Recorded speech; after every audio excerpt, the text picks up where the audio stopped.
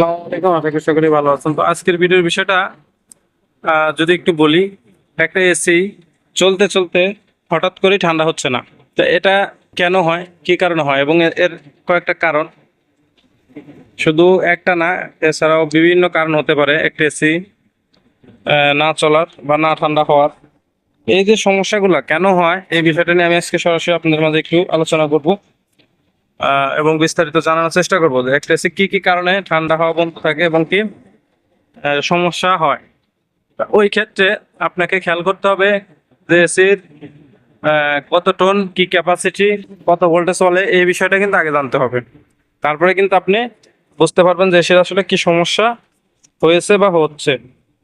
তো আমাদের আজকে এখানে দুইটা এসি আছে। তো এই যে একটা এসির সমস্যা হয়েছে, এই এসিটা হঠাৎ চলতে চলতে ঠান্ডা হচ্ছে না। এখন কিন্তু আমাদের এসিটা রানিং, ফ্যান দেখা যাচ্ছে। এসিটা যেমন স্টপ আছে, ফ্যানটা যে বন্ধ। তা আমাদের ওই এসিটা হঠাৎ চলতে চলতে ঠান্ডা হচ্ছে না। তো আমরা পরবর্তীতে চেক করে যে বিষয়গুলো দেখলাম,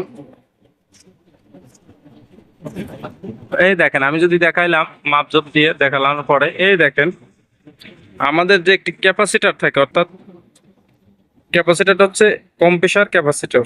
হ্যাঁ, 50 ইএফ 50 ইএফ ক্যাপাসিটর ফ্যানের জন্য, কম্প্রেসারের জন্য।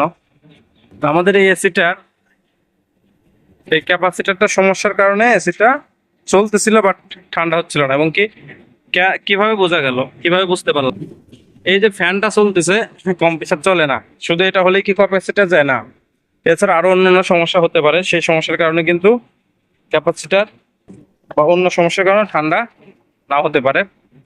তা আজ যে টপিক গুলো থাকে ঠান্ডা না হওয়ার, প্রথমত হচ্ছে এরকম গ্যাস সমস্যা, বা গ্যাস না থাকলে ঠান্ডা হবে না। দ্বিতীয়ত হচ্ছে এরকম ক্যাপাসিটার সমস্যা, কম্প্রেসার চলে না। তৃতীয়ত দেখা যাচ্ছে কম্প্রেসার টার্মিনাল সমস্যা, কম্প্রেসার বিভিন্ন সমস্যা, গ্যাসের সমস্যা, ক্যাপিলারি জাম, স্টেনার জাম, এই ধরনের অনেক সমস্যার কারণে কিন্তু এই এসির ঠান্ডাটা হয় না। তো যাই হোক, এই বিষয়টা বেশি বড় করবো না, ছোট একটা বিষয়।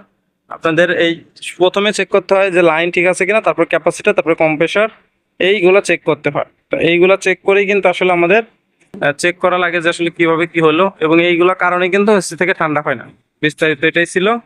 ভালো লাগে লাইক কমেন্ট শেয়ার দিয়ে পাশে থাকবেন। যে কোনো বিষয় জানতে কমেন্ট করবেন।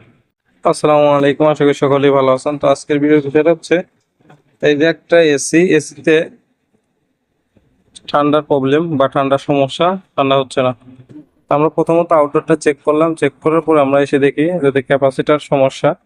পরবর্তীতে আমরা কিন্তু ক্যাপাসিটারটা পাল্টানোর জন্য প্রস্তুত নেব। কিন্তু ক্যাপাসিটারটা শুধু পাল্টালেই হবে না, এটা কি কারণ নষ্ট হলো, কেন নষ্ট হলো, এবং কি এটা নষ্ট হওয়ার কারণটা অবশ্যই জানতে হবে। আর এটা কিভাবে চেক করে বুঝতে পারলাম যেটা নষ্ট হলো, এই বিষয়গুলো কিন্তু আমাদের চেক করা খুবই জরুরি। বা আন্দাজ এসে ক্যাপাসিটার পাল্টালে কিন্তু হবে না, এবং কি কম্প্রেসারটা আমাদের মাপ দিতে হবে। এগুলা চেক করেই কিন্তু আমাদের একটি কাজ করতে হবে। আলহামদুলিল্লাহ, আমরা কিন্তু নতুন একটা ক্যাপাসিটর লাগিয়ে রান করলাম, দেখা যাক কি হয়। 13-14 পর্যন্ত আছে, 13-14 ওইটা কমে যাবে, দেখা যাক।